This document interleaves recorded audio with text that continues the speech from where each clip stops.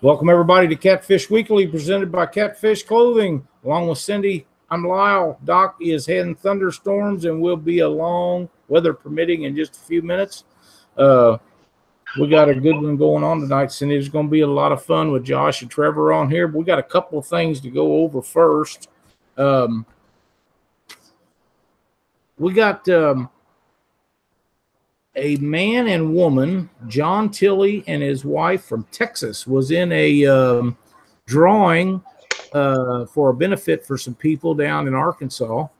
And they are at Lake of the Ozarks, and we're going to be taking them out in the Alumacraft tomorrow and try to put them on some fish at the Lake of the Ozarks. So that ought to be a lot of fun. We're going to meet up with them in the morning and take them on a little trip and see how we do. Hopefully everything is doing good. We've got a bunch of people in chat tonight, and like I say, Doc is not with us, so we get right on. What are you guys doing tonight? Doing good. Yep, doing fine. You know, I watched a show this morning that you guys had done, I assume over the weekend or sometime real recent, and you guys was absolutely putting fish in the boat. Man, it was wild. It was the best weekend of fishing that I've ever had, by far. Yeah, I second that. It was crazy. It looked like you got plenty of sun and plenty of fish. It kind of goes hand in hand. Yeah, that's true. That's awesome. Man, I was already burnt coming back from Mexico, and the very next day I'm out there on the water getting burnt again, but it was all worth it. Heck yeah, man. What a giant flathead you guys caught. You caught a couple of good ones, but one of them was exceptional fish. Yeah. That's really nice. James, thank you so much. For you guys that are new to Catfish Weekly, once we reach 150 thumbs up, we will have an extra drawing in the Rig Wrap prize wheel. So appreciate you guys with your likes, shares, and thumbs up. And please subscribe if you like what we're doing. You know, we've got a bunch of stuff to go over tonight with you guys, and there's a couple of things that I really wanted to touch on. How did you guys get started with your Backwoods catfishing team? Well, it started a couple years ago. I had got a GoPro for Christmas from my parents, and you know, I just wanted to kind of get my feet wet with YouTube and not really jump in at full feet. But so I just started making a couple little videos here and there. And the one that really took off was my buddy Cody Haynes. He caught, I think it was an 83-pounder on a Wheeler one day, and I uploaded the video, and a lot of people seemed to like the action of actually getting the takedown, full fight, weighing the fish, and releasing the fish. So that's kind of where it started at, and I've been doing it now for about 2 years. I took about a year break from it, but here recently, me and Trevor, you know, we've really been trying to put out a lot of good quality stuff, and showing what we're doing, how we're doing it, and try to make it entertaining along the way. You know, and that's one of the big issues that I've talked to several guys that do videos and things, is the entertainment factor has to be up there. It really doesn't matter how many or how big a fish you catch if it's not entertaining to watch. And you guys are doing a really good job. And by the way, Matthew Miles says that he's disappointed that Josh isn't wearing his cutoff t-shirt tonight. I don't know if you guys can see the chat as it goes by or not, and it goes by really fast. And Cindy and Doc usually watch a lot of that and help me out with it, because I sure don't get to see it all. Where at in Alabama are you guys located? I'm just south of Birmingham in a little town called Calera. And I live in Gadsden, Alabama. It's about an hour and 15 minutes from Wheeler. They didn't name that town after Stacy Gaston, did they? No. Okay, well, just check. You never know. Hey, Tommy, how you doing? We get a lot of questions, and they'll be coming along. So you guys that have questions for Josh and Trevor, give us till the end of the show, and we go through all the stuff that we need to visit about, and we'll try to have a little question and answer session at the end of the show. You've been tearing it up on the Cabela's Trail this year. I don't know how many other tournaments you all been fishing, but you guys are, if I'm correct, you guys right now are in second place, and you've been leading the points most of the year.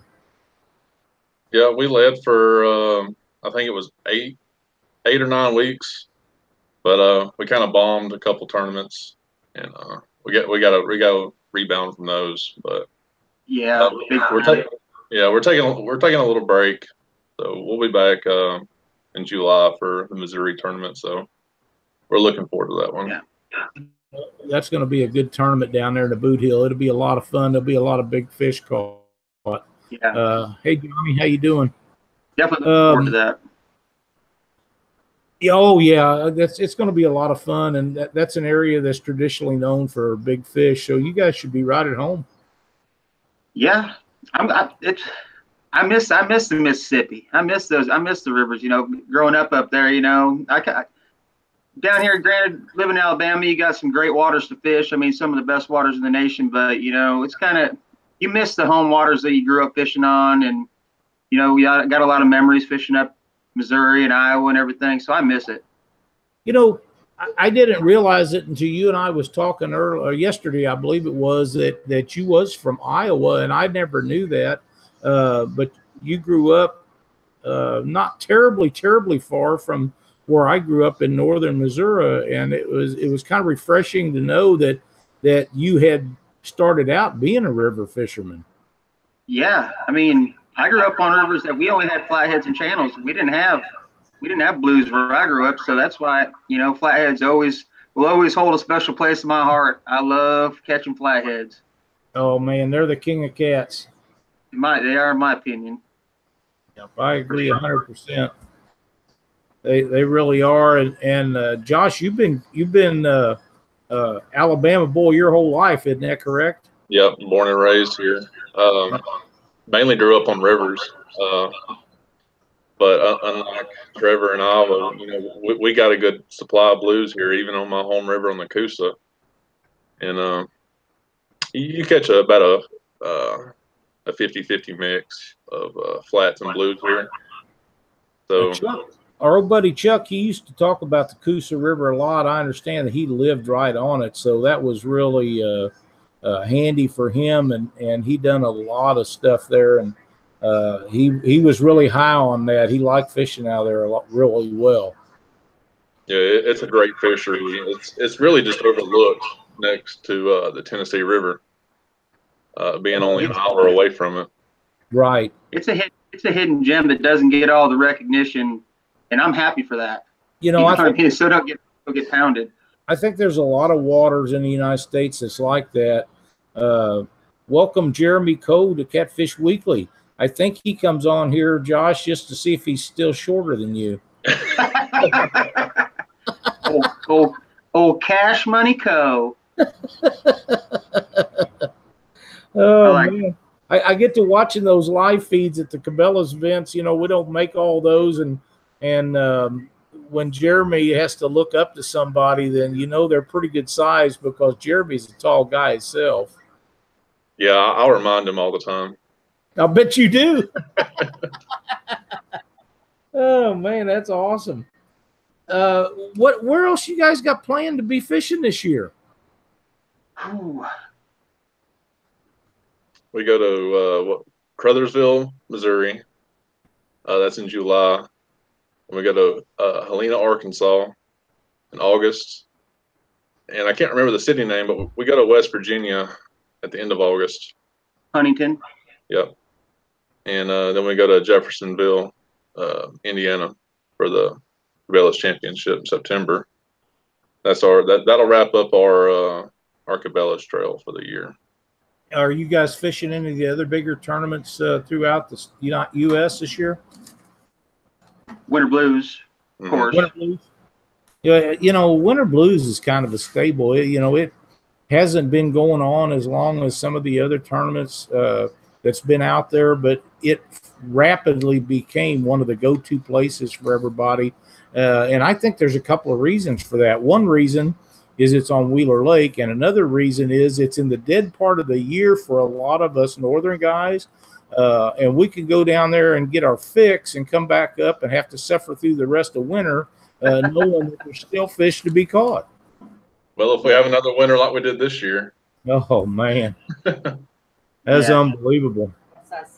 It's the first time I ever had to break through ice on the Tennessee River. You know, it was bad. Yes, sir. It was pretty rough down there.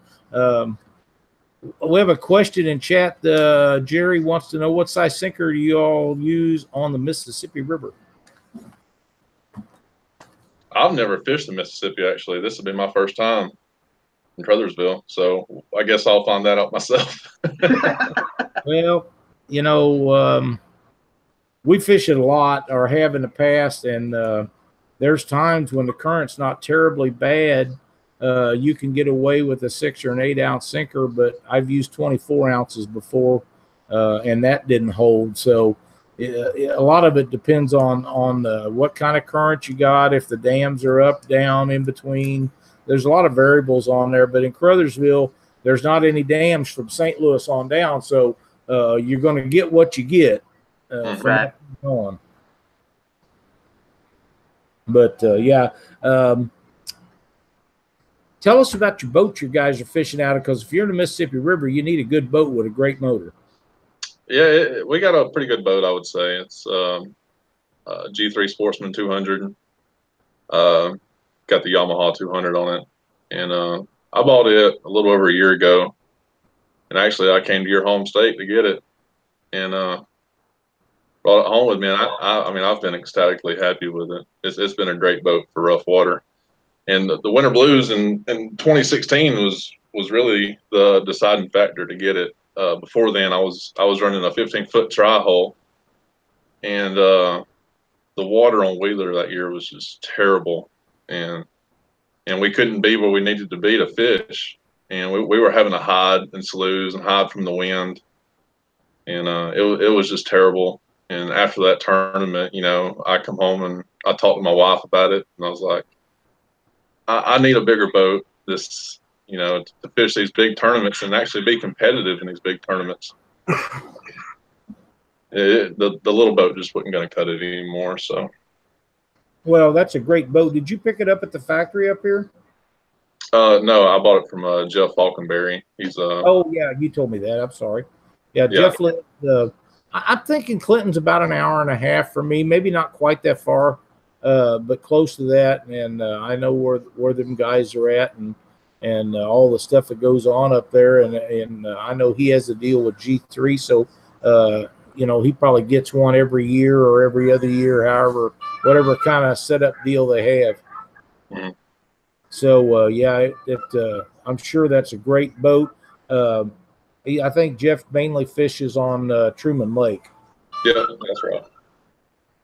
Yeah, it's a great boat. Love it. It is, and those Yamahas are great motors, so you should be in good shape there. Hey guys, it's time that we spin the old Rig Rat prize wheel. It's time to spin the Rig Rat prize wheel. Let's I've got everything loaded up on random.org with all of our things in there. If one of you guys had picked me out a number between 1 and 5, we'll see who gets the first spin. Let's go number 3. Number 3, 1. If I can get it to go here. 2. And 3. And the first person is Brian Harrigan, Harrigan. And let's see what Brian gets.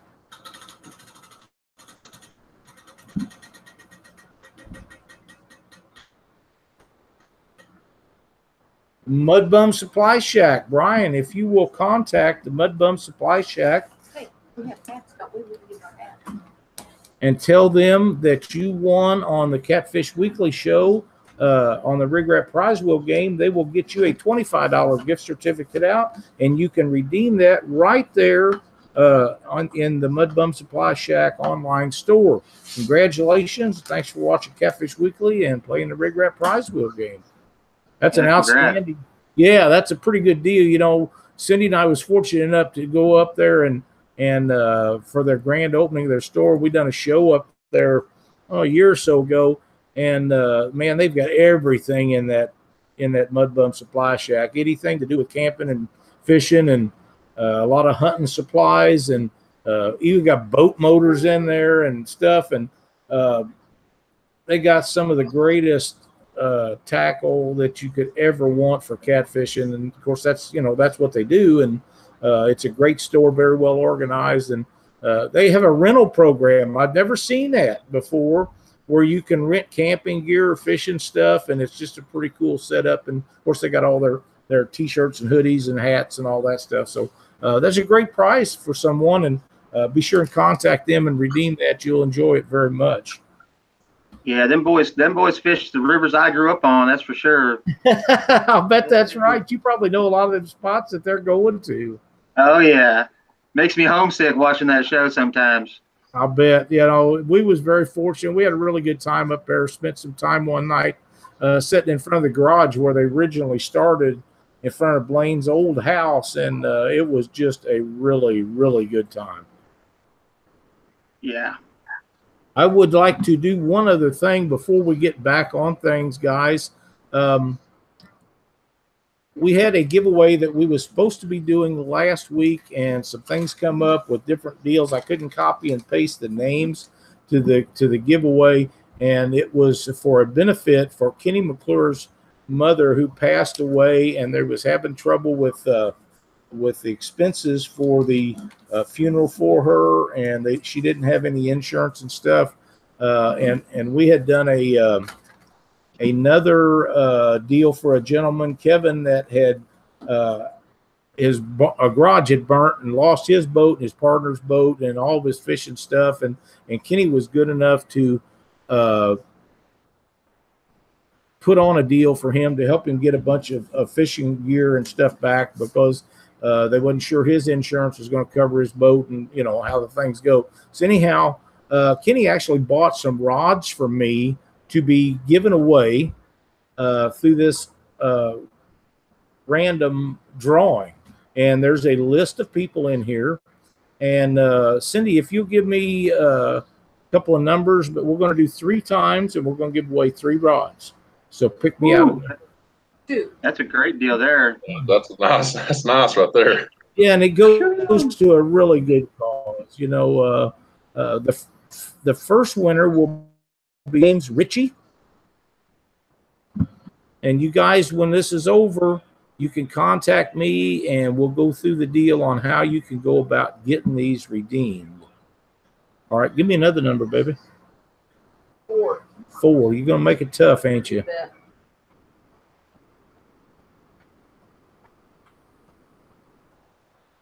And there was 153 people in this giveaway. Whew.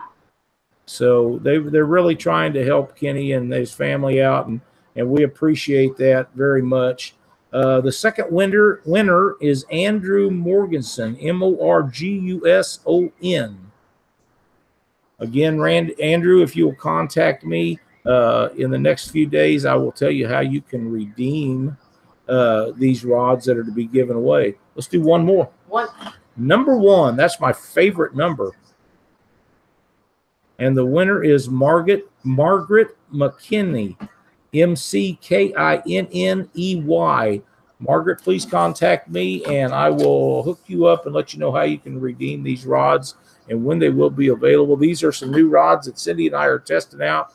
The Pro Catfish rods. They are a graphite rod. They're not a bumping rod. They are very lightweight, and they are for people that have trouble getting rods out of a rod holder. And you can put some monster fish on them. So they'll be something you all really enjoy. And Kenny, thank you so much for everything you've done for the family there. Kevin, for Kenny's family and everything, I know they're going to appreciate it very much. All right. Get all of our projects out of the way and get back to what we was doing. How'd you guys get hooked up together? Oh, me and Trevor actually met at a little local fruit jar tournament we were having here in town, and we really didn't talk much after that. A few months went by, and we got together again for Winter Blues this past year, and he had rented a cabin on Wilson Lake, and he was like, "Hey, how about y'all guys just come up and stay with us?" And so we went up there a few days beforehand, and the original idea was we were going to pre-fish, but after being 7, 8, 9 degrees, we were like, no, we ain't doing this. So we actually just kind of hung out in the cabin and just kind of become buds after that. Yep. And he wanted to be a part of the YouTube experience. Yeah. I don't know. We just the whole Cabela's thing just kind of started as a whim. I just seen there was going to be one like Mississippi, just like an hour and a half from the house, and I just messaged him one day. I was like, "Hey, you want to go fish it?" And we did real well. And then Santee Cooper came up and was like, "You want to fish that?" And it just kind of took off from there. And we just been now it's fishing a lot, having fun. It's been really well. It's been really good. I think we lost Lyle. I think we did too.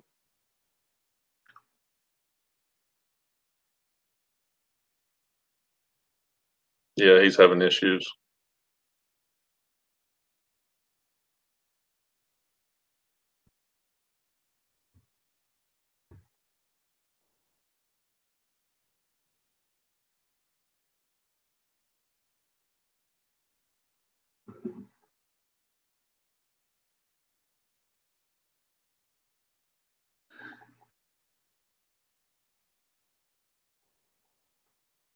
They're saying in chat, take over Josh and Trevor. I can't even see the chat.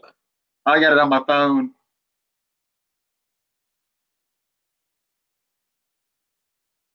I guess I'm gonna have to pull it up myself. We're still on, so I guess we can keep on talking. What do you want to talk about? Let me pull up this chat.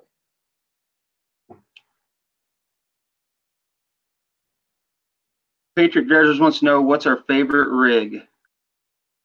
Who? Patriot Riggers wants to know what's our favorite rig. What's our go-to rig? Our go-to rig is basically a Santee Cooper rig, but we don't use the peg floats. Of course, we're using the Demon Dragons, and the reason we're using the Demon Dragons is the vibration, the sound they're putting off, the action that it gives the bait, and they're pretty much indestructible. Back when I used to use peg floats a lot, fish would tear them up. They would get beat up in structure, and we were replacing them all the time. And Trevor's actually the one that turned me on to Demon Dragons. Tell the truth. Tell the truth. Yep, I'm telling. Way back in the day, so that's kind of how I got started in it, and started testing a few of them out here and there. And realized they were catching some big fish. But yep, the Santee Cooper rigs are our normal go-to rig because we're looking for current when we're fishing. And but I mean, we'll still use them even if we don't have any current. We drag with them, we drift with them. 9 times out of 10, they're on our leaders. Yep. And the reason I started using them for is before, I used to use peg floats, Versarattles, all that stuff, and it just kind of became for me, a mess of having to put bobber stops and everything else, the peg floats and all that stuff. And me and Johnny Coleman, were talking one day and, just trying to find something that could eliminate that. And then one day he contacted me and said, hey, I found this thing on Tennessee River Monsters, and I looked it up and contacted Scott Manning and ordered me a bunch of them. And man, I've been in love ever since. You know, it's great for suspending your baits. You got that action. I just have success with them, you know, and the way we rig them up, you know, we don't have any extra knots, so it just slips right on our leader. We can adjust them to the length we want of how much tail we want. If we want any tail, we don't want any tail, we want it right down by the hook. You know, if we're actually wanting a bait on bottom, we can slide all the way up to the swivel and have our bait on the bottom too. So we never have to keep on re-rigging everything to be able to fish the way we want. That's what made it really convenient. Yep. I seen a question about mono or braid. I can't see it anymore, but yeah, we use mono. We use 40-pound mono. I used to use braid back in the day, but a lot of the rivers were fishing log jams, rocks, and they just furry up way too easy. And I've lost a lot of big fish on braid. And you know, mono is not foolproof, but I've had a lot better success with mono than I have braid, and I've got a lot more big fish to the boat with it. Yeah. And right now we're both running 40-pound slime line, 80-pound casting leader line.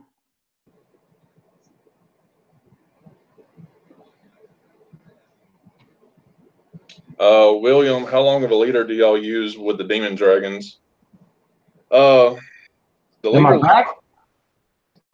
Yeah. Hey, he's back. Man, what a deal. You We've been guys are playing- doing pretty good. I'm not going to interrupt you at all. We've been playing substitute, Man, I appreciate it. It worked out really well. but yeah, I'm gonna go ahead and answer William's question. I don't want to leave him hanging.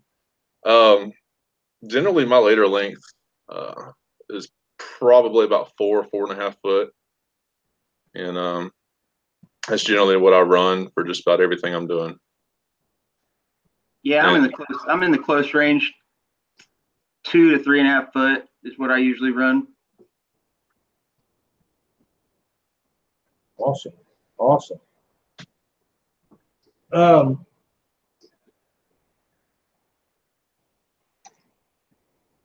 How do you guys figure out where you're going to do and what subject matter you're going to do when you're doing your videos?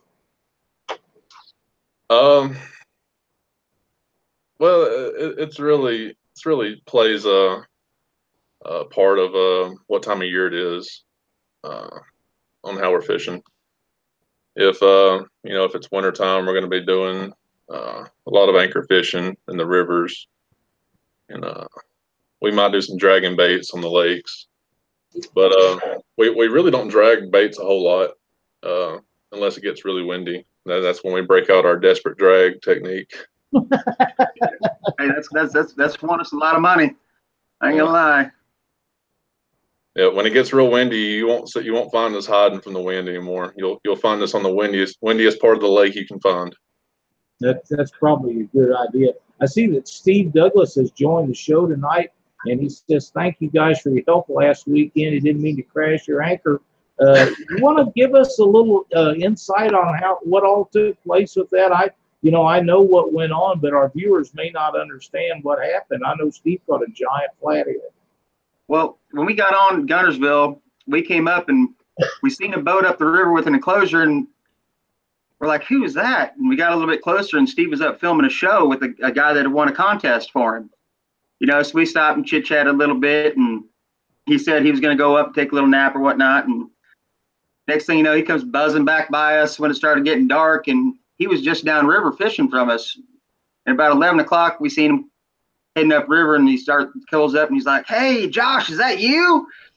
And we're like, "Yeah." And he's like, "Can I come over?" And we're like, "Yeah." And I'll tell you what, he had a whopper of a flathead in that boat, and he wanted to use her scales in her waist sling, and man, that was a nice flathead. 64 pounds. That's a pig. giant. Man, it was big. That's a giant flathead, and Steve's the kind of guy that if the shoe was on the other foot and you needed to weigh one, he would be there for you if he had scales and you didn't. Yep. I'm just glad he had a net this time, because I seen that video and he didn't have a net last time he was on Gunnersville, and his hands got tore apart. Yeah, yeah. You know, I've talked to Steve a number of times about the videos and stuff that he does, and you know, some of the greatest videos, whether it be Steve or you or whoever it is, are things that don't go right. You know, and I always think about Steve when he got his new trolling motor and didn't have his remote, launched his boat, or you know, the things that happened where he had to swim out there to get the boat, and way up on the entertainment factor. I mean, those are things that people laugh about, you know, and they're not laughing at him, they're laughing with him because they can relate. The same thing has happened to everybody that's ever fished. You know, at some point you do something like that. So Steve does a lot of wonderful things for catfish anglers, and he does a lot of things for tournament guys and different things, and he makes some really quality videos and been doing them for a long time. So I am sure that he appreciated you guys helping him out with weighing that fish. Yeah, and you got to give kudos out to his camera lady. You know, she does a really good job. Lisa is probably one of the best in the business at what she does. Man. I've told Steve that, and I've told her that when we see them at events like Monsters on the Ohio or Mississippi River Monster, wherever it's at, the Catfish Conference, and she gets some amazing videos. Mm-hmm. Mike Doyle would like to know what's you guys' favorite bait. It depends on the body of water we're on, but 9 times out of 10, it's skipjack. We're fishing somewhere that they're native. But, yeah, on the Coosa, bluegill, shad, carp. You know, it's kind of what we're restricted to. Yeah, we don't have skipjack here on the Coosa, so we're kind of limited. Right. I think carp is an underutilized bait for fish, not just common carp, but in our area, Asian carp on the Mississippi and Missouri River, because there's so many of them, they've become a natural food source now. And, you know, everybody cusses them and throws them out, and they get nasty all over the inside of your boat.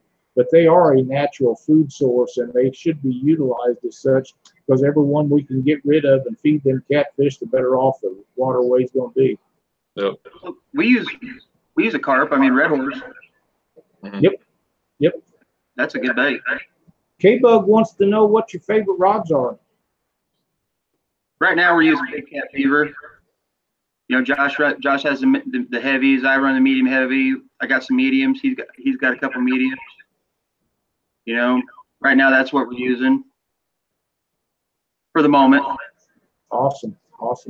Good quality products. Let me see if I can find something else here. If you guys got any more questions for these gentlemen, you better get on the stick. What kind of hooks are you using? We use Cat Max 9/0 hooks. I've tried a lot of hooks over the years, and I think the Cat Max are my favorite hook. I seem to have the best hookups on those. Awesome. You know, I want to touch on something here, and I don't want to drag it on and get out of whack with a bunch of our viewers, but I know you guys are really passionate about catfish conservation, and could I get some input from what you got, how you guys feel about what's going on in your waters that you fish all the time? Yeah, a lot of people don't realize that Alabama is actually getting hit pretty hard by commercial fishermen right now. And, you know, the state isn't really doing anything to protect them at the moment. They've lifted the gill bans. So commercial fishermen are free to run their gill nets as they please now. And it's really taken a big hit on Wheeler. And there's a couple guys out there that's really taking a lot of the trophy fish out of the lake. And some of them are waiting until the end of these bigger tournaments, and they'll put gill nets out right at in the first creek. Yeah. And right now, we got a group of guys that are trying to get a group together to try and get some things done legislatively, try and reinstate the ban. So we're trying to find out when the next date is. So if we can rally some guys together, I know a bunch of guys are willing to go to Kentucky to try and get things started there. So when we get the date, we'll share it and let everybody know. So we'd like to get as much support and help as we can to get. Well, everybody from all the states have got to come together and get organized and get something done so that we can attack these groups as a complete unit throughout the United States, instead of having 10 guys here and 30 here and 20 here. Numbers speak volume. Until that's done, nothing's ever going to. Yeah, and it's not just commercial fishing; it's recreational fishing as well. That's exactly right. That's exactly right. I see we got a message from the doctor. He says he can't get logged in on the show, but he can in chat. So he is in chat. We're glad to have you, Doc. Missing you bad tonight. We had some questions here about what hooks you guys use and stuff.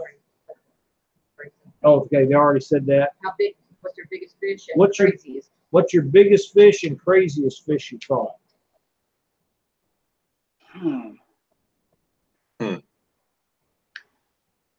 Well, my biggest is 73.5, and that was actually 2 weeks ago on Wheeler, and the video was uploaded about 2 weeks ago, and I want to say that the craziest fish that I've ever caught was the bowfin. Yeah, I was thinking the same thing. And I had never seen a bowfin until then, and I caught it on the Tombigbee River when we was pre-fishing for the Cabela's tournament, and I caught it, and I was like, "What is this thing?" And me and Trevor just kind of looking at it, dumbfounded, and so I decided I'm gonna put it in the live well because I'm gonna take some pictures of it and send it to some buddies and see what this thing is. And Catfish Ronnie down in Florida, he told me what it was, and he was like, just between us, that's some pretty good blue cat bait you got right there. So I started doing a little research on it and found out that it was legal to use for bait in Mississippi. So I said, okay. So we kept it alive all night in the live well at the hotel, and that's the first thing we used that morning. And we caught I think it was a 34-pound blue cat.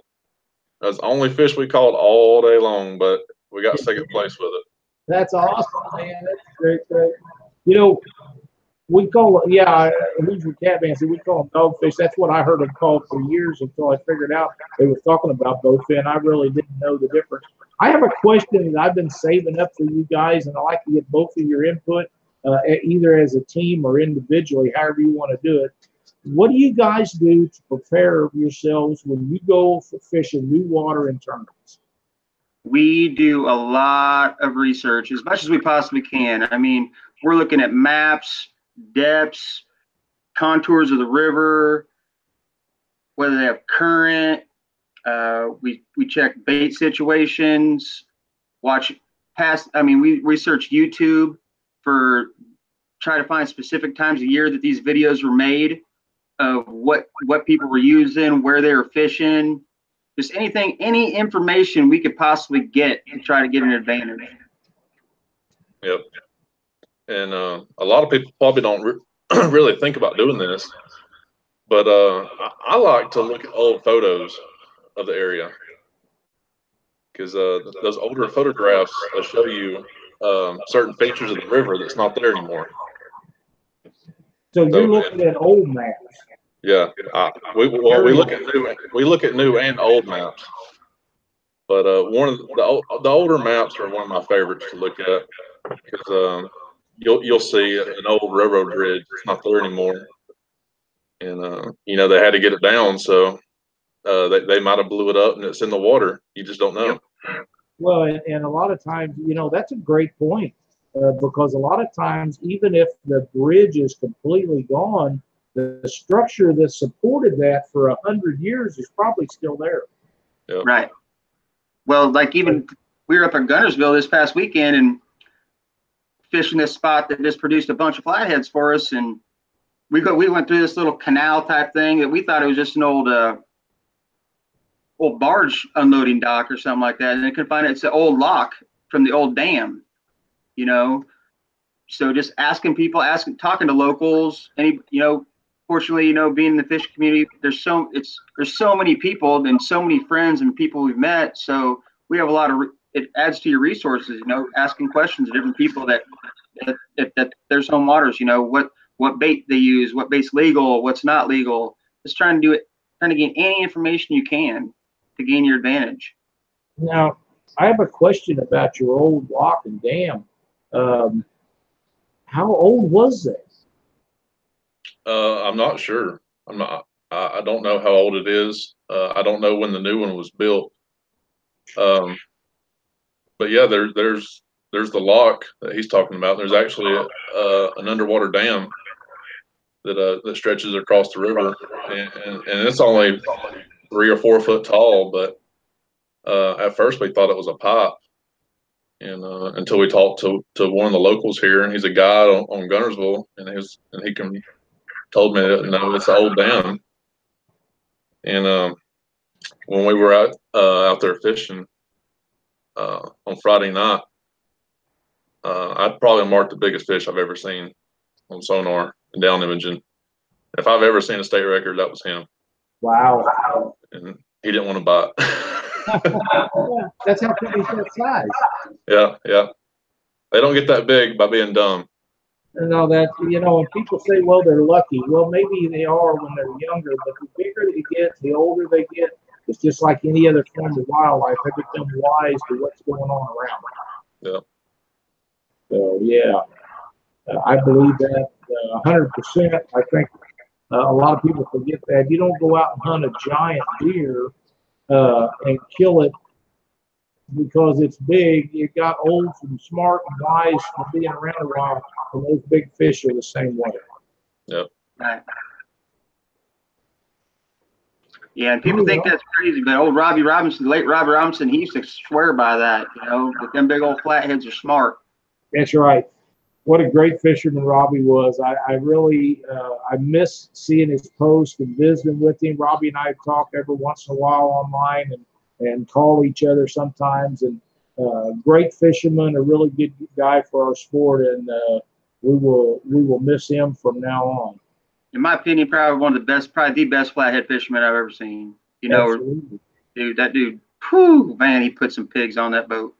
Man. Steve Douglas says he never thought about using YouTube for new spots. Way to go for thinking, guys. Well, we don't mind giving up our spots, as part of the job. It really is, and I know Doc and I have talked about that a number of times. If some of us don't help these guys starting out, who is going to be there to help out the next group that comes up and wants to learn about catfishing? So, Larry Muse is the greatest guy for sharing information that he doesn't have to. Yep. And if you ask Larry, he'll just about tell you anything you want to know. And he's been at it, doing it, going at it for a long time. Yeah, that was kind of another reason that I wanted to start the channel. I wanted to kind of, just throw some stuff out there. And originally it was for people that was just getting into the sport. But then I started having, veterans coming up to me and asking me some questions. And, being a young guy, that felt good to me, that knowing that I was just helping them. Absolutely. But yeah, originally it was to get the younger guys coming into the sport, the ones that were even younger than me. And, if you're not sharing your values with them and your knowledge, then that they may just turn the cheek on the sport. They may go somewhere else. That's exactly right. We don't want to lose them to any other sport or anything else. And one of the things that we have to make sure that we understand is we have to bring the kids along. We just have to do that. I mean, that's what I love about, the way Josh puts those videos together, but especially like the video from the Santee Cooper tournament and the Wheeler tournament, you know, we're trying to show the guys exactly the stuff we were anchored up on, or what we were dragging baits across, or any of that stuff. Just try to let people know what structure we're fishing, whether it's channel edges or like finger channels or any of that kind of stuff. Just you know, just to let people know, to show people what we do and what gains us success. Right, and that's exactly what the whole thought process was behind Catfish Weekly. You know, if we can help somebody here or there, or share some information and things that we do to help them catch more fish, then it's a home run for all of us. Yep. You know, and they'll pick up, and we have viewers like K-Bug Clark that watch the show every week, and K-Bug's not a very old child, and you know, I had the pleasure of being on Yakking with Sarah last night, and we touched on that show last night. You have to bring those youngsters along, because them are going to be the guys that fill Josh Brown and Trevor Nederhoff's place one of these days. They're going to be the host of the show sometime. They're going to be the people that are fighting for regulations in Alabama, Missouri, and Illinois, and all over the United States. And as long as they're interested in catfishing and they want to be part of it, we need to make sure that those resources are there for them and help them get to that position, because at some point, some of us older guys are going to be gone, and we need them young people to step up and be part, to take the place of some of us when we're not here. Oh, my son, when he was little, he was my bait catching machine. That kid had a boat in his hand. He was catching green sunnies and bluegills all day long for me. He loved that stuff. That's awesome. Nothing like it. Yeah. And there's nothing better than watching. It don't matter if even sometimes as a kid or it's an adult too, being able to take somebody out that is inexperienced or doesn't really know a whole lot about it, and watching them catch a fish is the best feeling in the world. It really is. It really is. You know, I remember when my kids was little, we got to watch them catch fish and take them and teach them a few things. And now it's grandkids, and that's even better, because you don't even have to clean them up. You can just send them home and let mom and dad take care of it. Yeah. Oh, man. Well, listen, guys, who do you have for sponsors at this point? We've got 3 sponsors. Mike's Custom Gutters. That's actually my dad's business. He was our first sponsor. Yep. And so, yeah, we're really grateful for him and everything he's done for us. And but we're also sponsored by Demon Dragons and Adeline Rod Racks. And they had contacted us after the Wheeler tournament, and I guess they saw that we didn't have a rack on the boat. And so they said, hey, how about we put one on the boat? And originally we had declined the offer because we were concerned about how much room they would take up, how bulky they were. And they come back and say, well, we'll design a brand new set for you, something that's a split design, and it doesn't take up any space, and you can still trim up your motor for trailering. You don't have to move it. So we said, sure, if you can come up with something, you know, we'll work something out with you. And sure enough, I mean, that was the best decision right there for that boat. And I'll tell you, if you want to,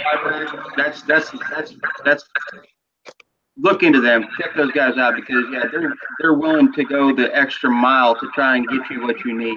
That's what's great about Sean Dolphin and Craig Williams. You know, they really worked well with us and I mean, we just absolutely love it. I mean, takes up absolutely no deck space. I mean, you can get whatever height you want, width you want. I mean, they'll work with you. They're good guys. They donated a prize to our show, and we were so grateful for that. And what a great bunch of guys. I see Doc's made another post that he hates being on the end of the show. It's killing him that he can't get in, or he don't know why he couldn't get on. Well, Doc, you know, we'll be back next week, and we'll need to make sure that everything's going to work right again. For those of you that's watching the show and want to spin, Doc's not the only one that has problems tonight. I went to randomize to get ready for the next spin on the Rig Wrap Prize Wheel game, And every name is gone out of random.org. So we're not going to be able to spin the prize wheel again tonight. We'll try to make it up to you guys next week. I don't know what's going on with computers tonight, but it seems like everybody's having a few issues with them. So it is what it is. That's a bummer because Riverbed Bait Tackle was going to throw a couple prizes in for the spin. Well, you know, Doc has a way that he gathers people in chat to do giveaways, and I don't know how he does that. That's kind of his deal, and I don't even have any idea how to do it. So I can't do that. And like I say, Cindy wanted to spin the wheel, and I went in and went to get them out of there. Well, now wait a minute. Actually, I think I got it. Let me give this a try. Let me give it a try. You know what? I got it for the people in chat. Nice. Heck yeah. Right?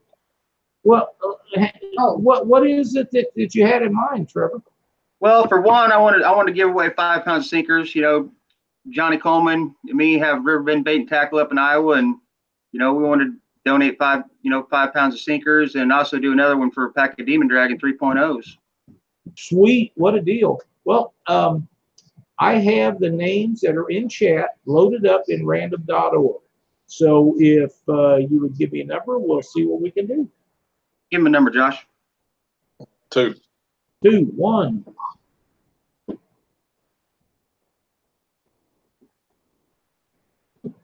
2. And the winner of the 5 pounds of sinker is K-Bug Clark. Yeah, if he'll just get a hold of, send Johnny Coleman a message at Riverbend Bait and Tackle, we'll get you taken care of. That's a great deal. You know, Johnny's been working really hard, and to you and I talked yesterday. I didn't realize that you guys was in that together, but Johnny was up practically all night the other night getting some bait for people at the Twisted Cat tournament. So he's really busting it to make that work like it's supposed to up there. And congratulations to you guys for a great tackle shot. Man, that kid, I can't say enough good things about that kid. That kid works so hard, and then trying to run his guide service and raise 4 kids. And yeah, I mean, yeah, he was up all night long catching Chad for that tournament, you know, so hopefully those guys are grateful, which I'm sure they are. I'm sure they are. Okay, what was the other thing you wanted to donate? Let's give away a pack of 3.0 Demon Dragons.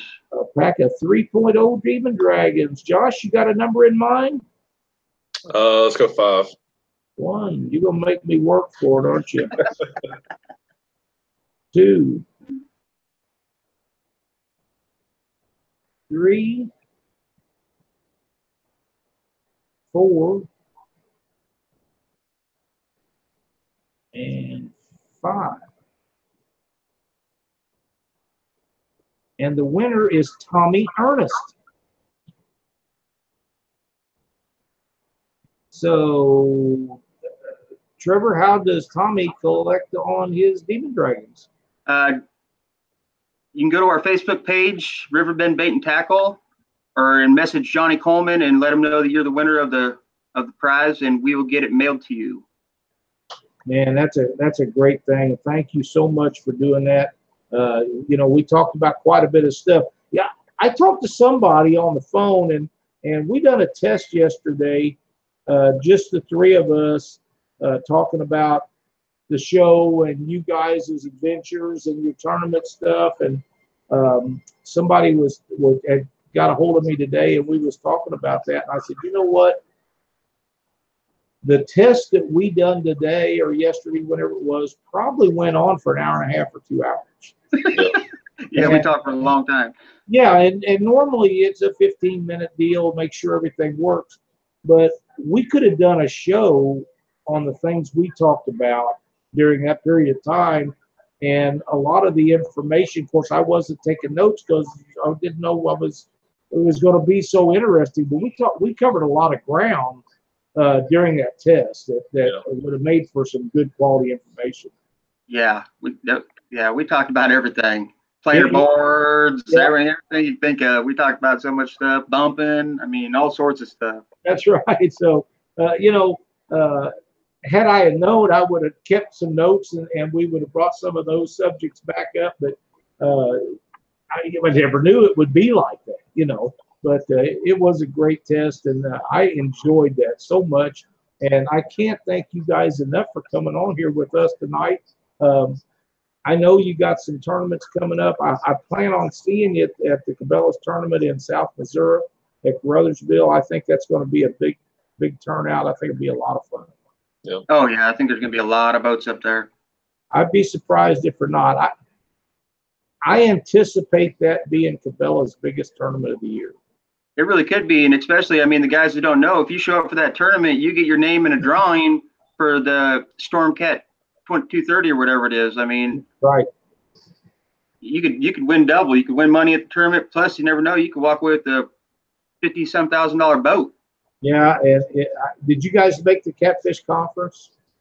We did not. No, not this year. They had that boat, or one of the boats down there. I believe it's the one George Young Jr. has now, was at the Catfish Conference, and they are extremely nice boats. So somebody's going to win that baby. You get 3 chances. You can. Cindy says she's going to.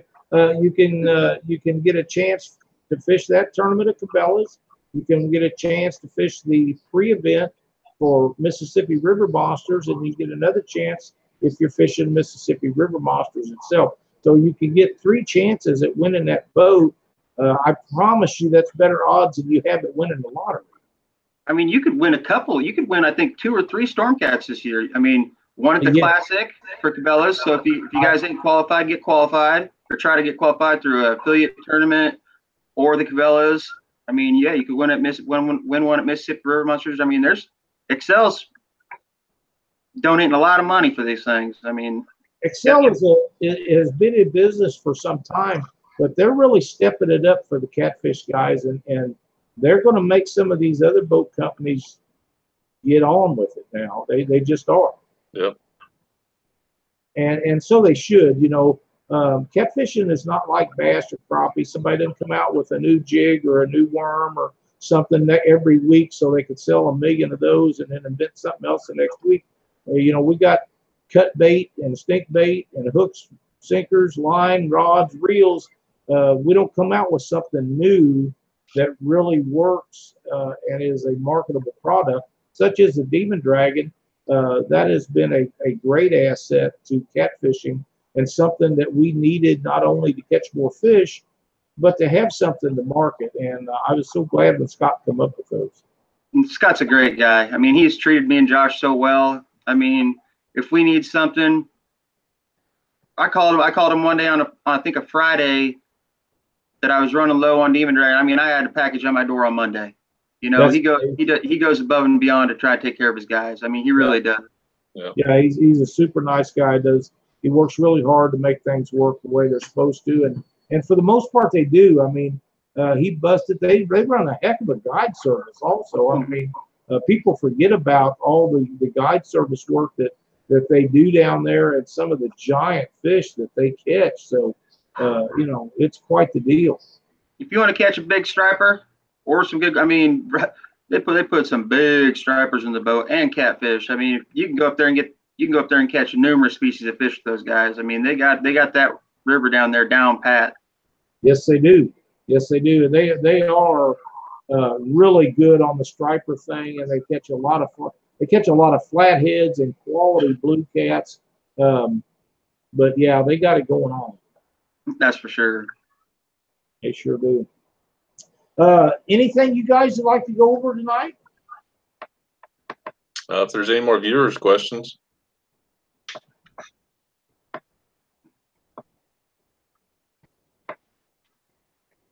Looking here to see. Hey, we love answering questions. Yeah.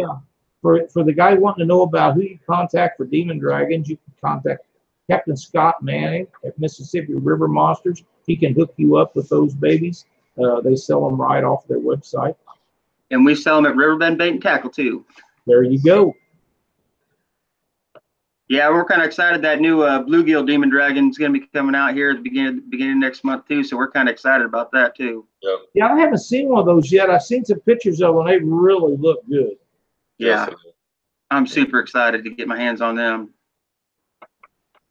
Yeah, I think my favorite one right now is the Muddy River edition, but both of my personal bests from the past 2 weeks have come off the same demon dragon, so I'm leaning towards that one being my favorite one right now. Now, you know, something just crossed my mind since you said that. I was watching that video this morning, and Trevor mentioned the fact that you parked the boat to where you get all the bites and he doesn't get it.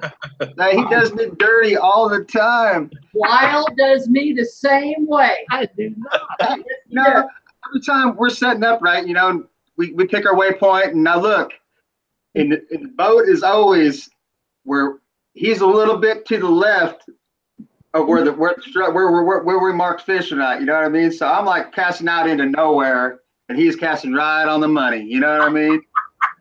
I noticed that he was putting them in one right after the other. That's what I'm saying. I don't get no love.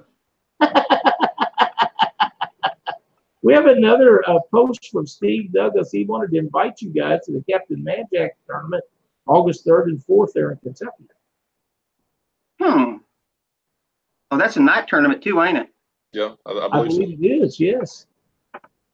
Well, I have to look into that. Well, heck yeah. It's going to be a lot of fun down there. Yep, I've never fished Kentucky. Never been fished anything in Kentucky? Never have. Oh, my.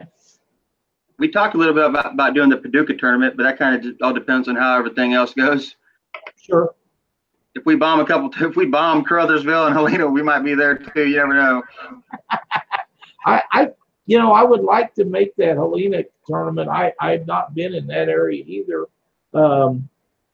It's just I'm kind of on the fence, like you. There's some things that we had scheduled to do some of those weekends, and you don't really want to cancel them. But then again, you want to be at some of these events that maybe you can and maybe you can't. So, that's kind of up in the air for us right now.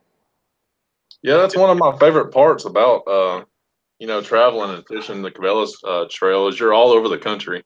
You never know how you're going to do on a Pacific body of water that you've never been on, but you're getting to fish all these great places. Like if it wasn't for that, I don't know if we would have ever went to Sandy Cooper to get to experience that. And Sandy Cooper is a great place to fish, and I'm looking forward to going other places. I love traveling, and I love fishing new water.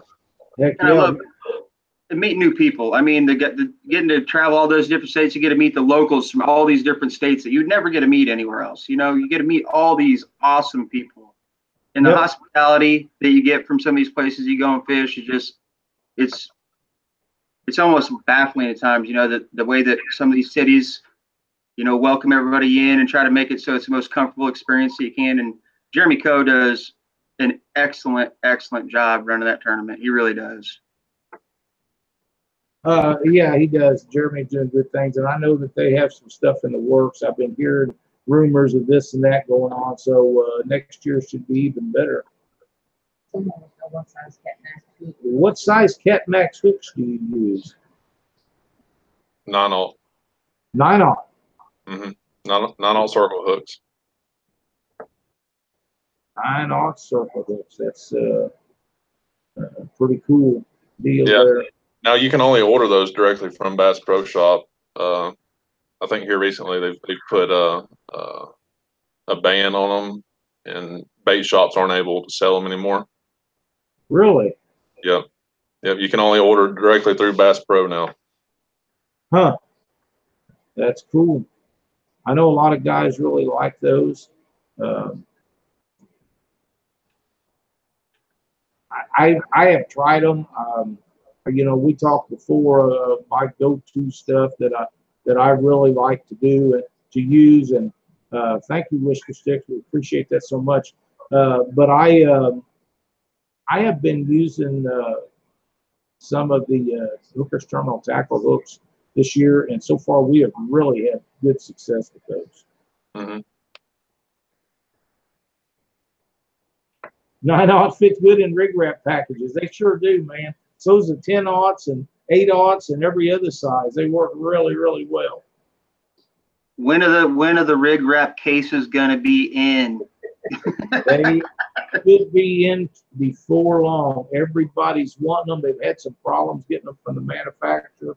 And I talked to Glenn the other day, and they shouldn't be a whole lot longer, but everybody's wanting them. I would say if he's not careful, he'll sell out of them extremely quick. I know. I keep eyeballing that case behind you on that banner. When all who's in the Demon Dragon slide up and down. Oh, Make it easier. we have a guy that wants to know what you do to keep the Demon Dragons from sliding up and down on your fishing line, on your leader line. It's the way we thread them through. You know, it's kind of hard to explain without having one here. Well, I've actually got one right here. There you go. I don't know how well this camera will pick it up, but if you can see the weave that the mono makes through the eyes, it's basically an S shape, but as that's pulled tight, either by current or by fish or by casting, this doesn't move unless you want it to move. So in this way, it's also adjustable. So if you want your bait to float higher up in the water column, you can move it closer to your hook. Or if you want your bait closer to the bottom, you can slide this closer to your weight or your sinker slider, and that'll give you the height that you're looking for. But yeah, as long as you you thread it like that, give it an S if you can see that. Yep. Yep. That'll keep it from sliding on you. Yeah, so then you don't have to use a crimp or a bobber or stop or any of that stuff using that way. I mean, you can wing it and it still is not going to slide. That's awesome, and that's some great information for people wanting to try these things out. Now, when we was talking earlier, you had told me that you actually had fish shred your leader line trying to engulf the bait and the dragon all at once. Yep, that and happened. Missed the Demon Dragon. Yep, that happened on Gunnersville about 10 minutes before I caught that big flathead. This is why I think it's kind of my lucky Demon Dragon right now. It's the same Demon Dragon that's caught both of my big fish these past 2 weeks. I know it was a blue, and I had a monster piece of skipjack on my line, and my Demon Dragon was probably about 6 inches from my hook, and I had a really, really good takedown on a fish, and I got up to reel down on the fish, and immediately after getting the rod out of the rod holder, my line breaks. And at first I thought he just bit the hook, and I got it back to the boat, and the only piece of leader that was left under the Demon Dragon was about 1/2 inch, and it was just shredded completely. And there was some blue slime on the bottom of the Demon Dragon and that leader. And I believe he come up and he engulfed the bait, and he was trying to get the Demon Dragon with it all in one go. Now, you guys both have stated that you like to run the Demon Dragon, the bait a little ways behind there. Do you think there's an advantage to having them the bait further away from the back of the Demon Dragon? I'm not sure myself just yet. A lot of times I run mine on the near my sinker, but that's if I'm in current and I'm fishing that way. You'll still get the action off the Demon Dragon because it's going to want to float the back of that Demon Dragon up, and it'll still give it that rattle and that action. But I'm also trying to keep my bait on the bottom of the river. I'm not trying to suspend it. And a lot of times I'll run rigs like that. But as far as being close to the bait, I don't know if I've ever actually put the Demon Dragon all the way to my hook or not. it's just kind of a personal preference I've always had to keep the demon dragon about 6 inches from my hook, and it seems to work well for me. When I first started using them, I for a while there I used the quick snap and had the hook right on the back eyelid of the demon dragon. And the 2 reasons I stopped doing that were I've had the quick snap come undone 2 or 3 times, and I don't know why. It wasn't even when I was always catching fish. But 2, I like to have that snell for that trigger action.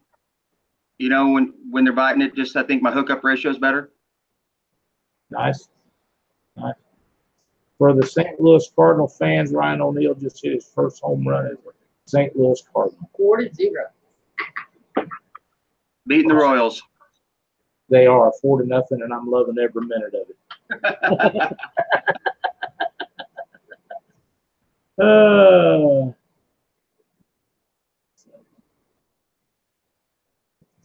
You know, I have mixed feelings about how close those should be or shouldn't be, and I think that's something that is going to take all of us some time and maybe years to figure out. And this is something that Doc and I have talked about a lot of times on shows. But things that work for me may not work for you, where you fish or how you fish, and what you do may or may not work for Cindy and I. And those are things that we all have to kind of adjust to and figure out what works best for us. But I want you to let me know how, when we were talking yesterday about what your new idea is and what you're going to try and do. I definitely want to hear some feedback on if you have success with that when it comes to bringing up your absolutely, and I'm going to try and do some testing with that in the next week or so and see how that good. I'm going to tell everybody about it. If it doesn't work out very well, then there's no sense even sharing the information and let somebody else waste their time with that. But we'll do that, and we want to help people catch fish, and if it's something that works, great. If it doesn't work, then like I say, there's no sense of especially you miss 3 or 4 good fish. You don't want anybody doing that. So, Yeah. No. Kevin, K-Bug, how to get a hold of her. Okay. Sinkers. Would you tell K-Bug Clark again how she can go about getting her sinkers, Trevor? You can message the Riverbed Bait and Tackle Facebook page on Messenger and get in contact with Johnny Coleman and let him know that you're the one that won the 5 pounds of sinkers, and we will get them shipped to you. Sinkers are your choice, and we offer a lot of different varieties and styles of sinkers, different weights. So you'll be able to get what you want. Yeah, I can't thank you guys enough for that. That's outstanding. We was talking about the Cardinals and the Royals. Rob Gregg is actually in our chat now. I don't know if he was in earlier or not, but I think he's the guy that sunk the drone. Oh. I'm not gonna lie. That is like I said to Lalo. That's like my biggest fear is losing my drone in the drink. I can't imagine doing that. I would be so heartbroken. And I know Rob has been trying some cool stuff, and he fishes with Dave and a bunch of those guys up there. And when he made that post a while ago, I was just almost positive I knew what had happened, but I wanted to find out. And I really felt bad for him, but not bad enough to keep from sharing it. Do they float bait? Well, when me and Josh were first messing with it on the Coosa the week before last, we were trying to get the shot that we put in our new intro of, the boat driving away from the drone, and we got like a little over a quarter mile away, and I lost control of it, and I just started freaking out. I'm like, oh no, well and it was acting all weird and everything, and I couldn't get it to fly to the boat, and we're driving around in circles trying to get it back, and finally, thankfully, we ended up getting it back on the boat. Oh my! And then I got assaulted by it. Patriot dredgers and catfishers want to know, do you ever float your baits with like a catfish bobber? Or that would be my guess. Yeah. Oh, I used to, growing up on the Raccoon River in Iowa, I used to use a lot of bobbers. I don't know why. I just really haven't down here very much. I just kind of, I really don't know why, but I used to a lot. Balloons, big bobbers. A lot of guys have great success on those. Absolutely. And I forgot to mention, we've been so busy going on with what we've been talking about. I got a phone call earlier before the show started from Luke Hinges, and Luke is watching the show tonight while he's fishing the Minnesota River. Hopefully he's catching some. Yeah, I hope he is too. My wife's got a lot of family up in Minnesota, and I really want to get up there and go fishing with him sometime. I'm pretty sure that'd be a blast. Oh, I love Minnesota. Yeah, I think that'd be a blast. And them guys, it's a great group of guys that Northwoods Angling, and they put out some quality videos and just generally good guys. Yeah, I got to meet those guys at the Winter Blues on Wheeler. I'm still disappointed he's never had lutefisk before. Oh man, Luke is a hoot, man. It really is. You know, we had such a good time with Winter Blues. Like I say, our success rate down there over the years has not been really good, but the entertainment factor for us is way up there, and we can't hardly ever wait to get there. You know, it's just so much fun. Yeah. Well, listen, guys, we're running on about an hour 20. I can't thank you guys enough for coming on the show and being a part of Catfish Weekly. If there's any sponsors or anybody that you all would like to thank or talk about, feel free to do so at this time. Oh, and I can't thank, our sponsors enough.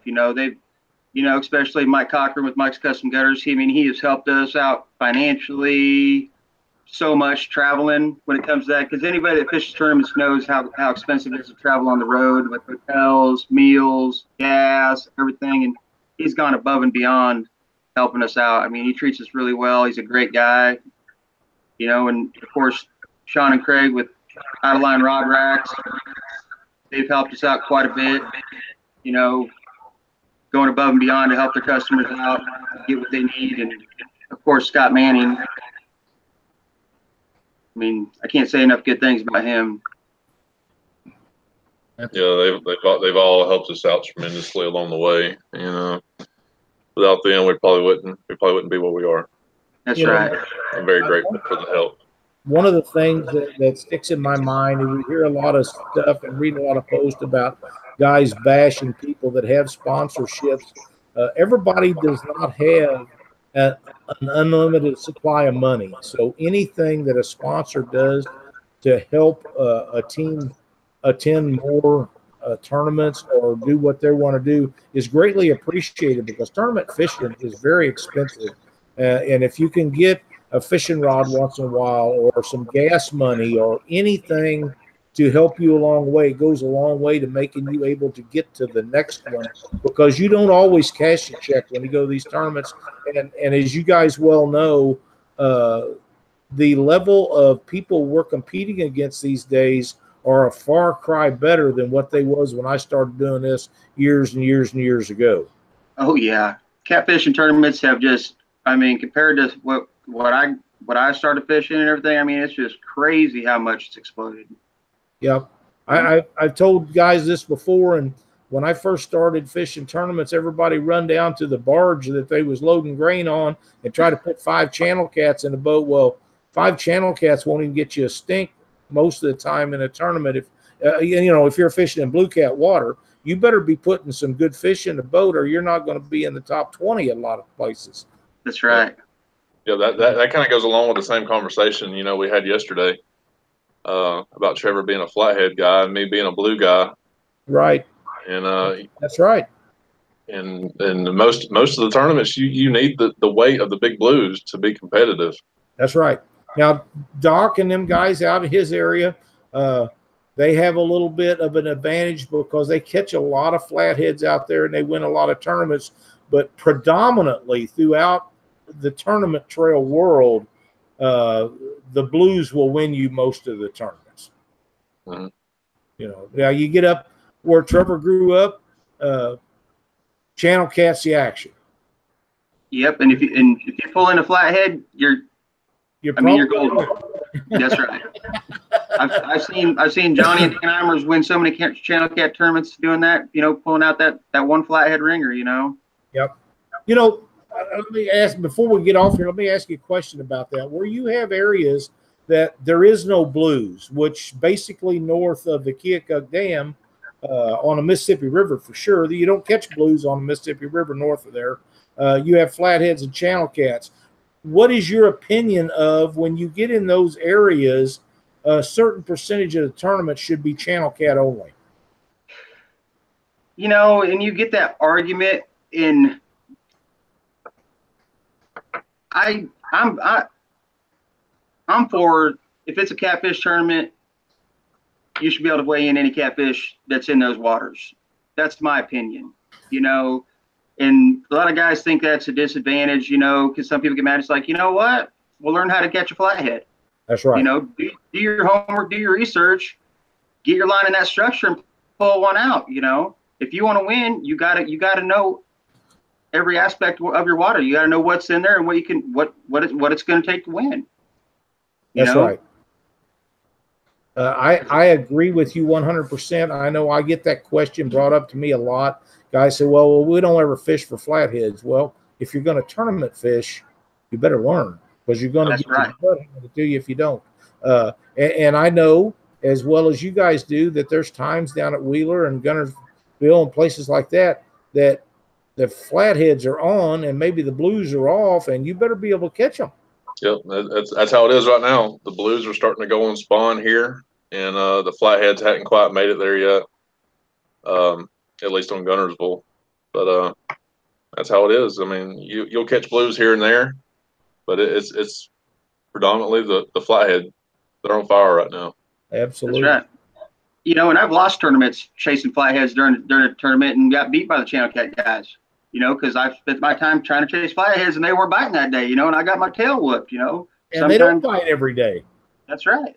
They don't. But when they do, they're gold. Listen, guys, tell everybody how they can get to watch your YouTube videos. Yeah, you can search for our channel, Backwoods Catfishing, on YouTube. We also recently just launched our Facebook page, and we do share some content between the two. Sometimes we don't. We'll share content on Facebook that we're not putting on YouTube, and content on YouTube that we're not putting on Facebook. So you just have to check out both of them, see what we're doing and what we're getting into, because we're always up to something, always getting into something new. Yeah, hit that subscribe button when you get on there and watch some videos, please.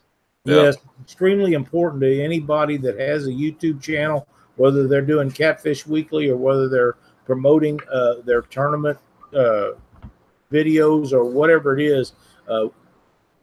Having subscribers and likes and shares have perks throughout YouTube that makes it easier for you to get your name at the top of certain pages. And that's why it's so important, that, and why we all ask for subscriptions, and why we like for you to hit the like and share button, because the closer you get to the top of the page, the more people can actually see what you got, and they don't have to search so hard to get it.